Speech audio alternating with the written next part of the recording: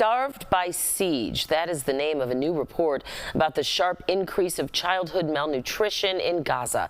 The 52-page report details how 1 out of every 6 child under the age of 5 now suffers from severe malnutrition. That is a 2,000 increase before the war with Israel began. Now, the report comes from the Chicago area nonprofit MedGlobal, and its executive director is here with me now via Zoom, Joseph Beliveau. Thank you so much for joining me this morning. Joseph, what are some of the key findings of this report?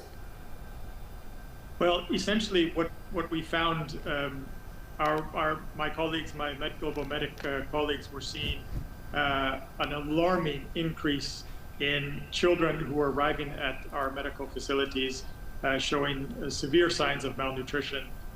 In fact, got to the point where children were arriving in such an extreme state of malnutrition that they were perishing even after starting to receive medical care in some of our facilities. I've never seen that degree or extent of extreme levels of malnutrition in all my 25 years of humanitarian aid. So what the report shows is that essentially since March, so since the imposition of a near total blockade on the Gaza Strip, and remember, the Gaza Strip is entirely dependent on trucks and the entry of food from outside of that territory.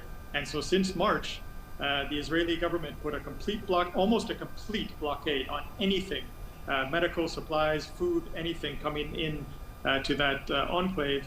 And we just saw a very steady rise in malnutrition, a 900% increase in malnutrition rates just in that period of time since March, and essentially what culminated in what is still a famine.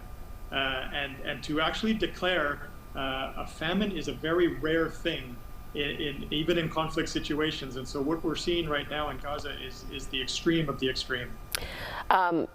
You know, I know just getting any food to the area, as you mentioned, has been a real struggle. Can you describe in these circumstances how MedGlobal is working to help these babies, these young children, and these pregnant women, especially if you also are having a hard time, you know, getting any food and maybe even medicine to treat them? Yes, it's immensely difficult. I would describe it as a crime layered on top of a crime. So in the first instance, you have this siege warfare where everything, this total blockade, nothing coming in and coming out. Then on top of it, just over the last month or so, there's been a very intense, in Gaza City and in all areas in the north of Gaza, levels of attack and full-on military attacks. And this means that almost everybody in northern Gaza is being forced to displace, forced to move to what can MedGlobal do in the south of the enclave? Joseph, I'm so sorry. 90% of MedGlobal's staff have been having to be moved. Okay. We've had to suspend and shut down hospitals and stabilization centers. These are malnutrition stabilization centers.